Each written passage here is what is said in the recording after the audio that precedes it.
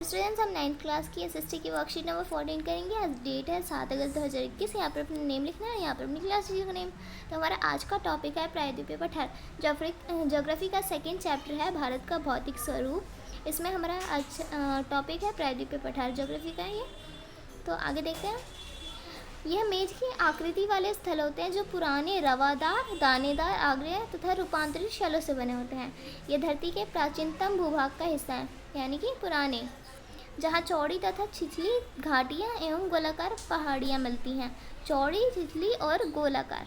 और खनिज पदार्थों जैसे कोयला, बॉक्साइट आदि की प्रचुरता, जिनका काफ़ी औद्योगिक महत्व है, ये सभी मिलते हैं। अब इसके दो भाग होते हैं, एक होता है मध्य उच्च भूमि, एक होता है दक्कन का पठार। तो मध्य उच्च भूमि के बारे में देखते हैं।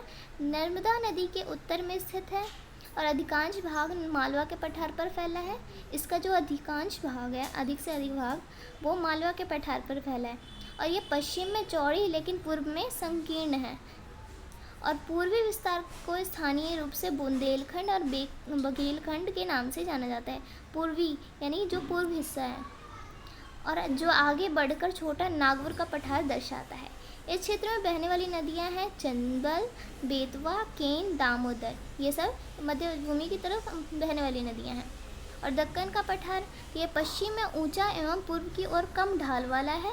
और यहाँ पाई जाने वाली काली मिट्टी, जिसे हम दक्कन ट्रैप के नाम से जानते हैं।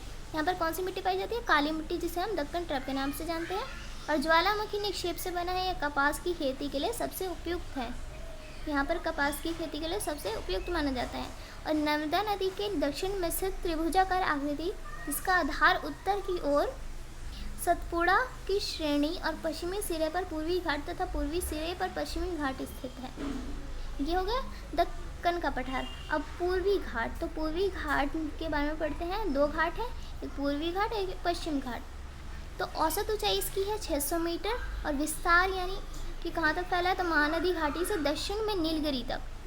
बंगाल की खाड़ी में गिरने वाली नदियाँ हैं गोदावरी, कृष्णा, कावेरी के कटाव के कारण विस्तार अनियमित। ये नदियाँ बंगाल की खाड़ी में गिरने से पहले उपजाऊ डेल्टा बनाती हैं।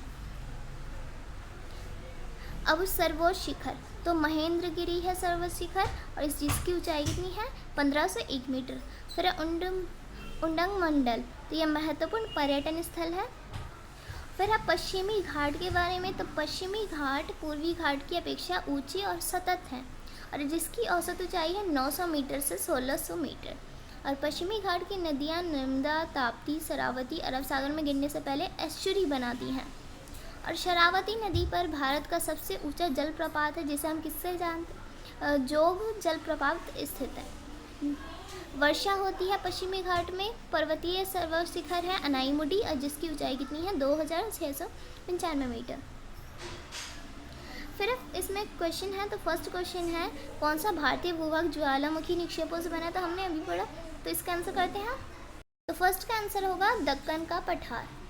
फिर सेकंड क्वेश्चन है, मध्य उच्च भूमि में बहने वाली किन्हीं दो नदियों के नाम लिखिए।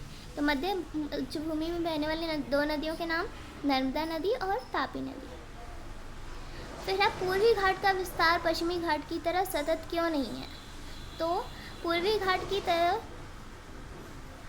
जो इतनी शक्ति और आर्द्रता कम होती है, यहाँ पर तरफ ही है, पूर्वी घाट की तरफ जो इतनी शक्ति और आर्द्रता कम होती है, इसलिए जिसकी वजह से यहाँ कम बारिश भी होती है। पश्चिमी घाट बारिश करने वाली हवाओं को अपने पश्चिमी ढलानों से रोकता है, जिसकी वजह से यहाँ भारी वर्षा होती है। जबकि दक्षिण पश्चिम मानसून पूर्वी घाट के समानांतर चलते हुए निकल जाती है, क्योंकि यहाँ नमी से भरपूर हवाओं को अवरुद्ध करने वाले ऊंचे ऊंचे ढलान हैं। तो ये हो जाएगा हमारे थर्ड क्वेश्चन का आंसर ये। अब इसमें नेक्स्ट क्वेश्चन है, प्रायद्वीपीय पठार हमारे लिए महत्वपूर्ण क्यों है? फोर्थ क्वेश्चन है, प्रायद्वीपीय पठार हमारे लिए महत्वपूर्ण क्यों है? तो इसका आंसर है, यहाँ खनिज की उपलब्धता है, जैसे लोहा, कोयला, बॉक्साइट आदि की प्रचुरता है। यहाँ पर सागवान, शीशम, साल, जामुन आदि वन संपदा की दृष्टि से इस पठार का विशेष महत्व है। और यहाँ नदियाँ बहुत सारी बहती हैं, जिनका उपयोग लोग करते हैं। ये हो जाएगा हमारे फोर्थ क्वेश्चन का आंसर। अब नेक्स्ट क्वेश्चन, तो इसमें 4 ही क्वेश्चन थे, तो आज की वर्कशीट हो गई है कंप्लीट।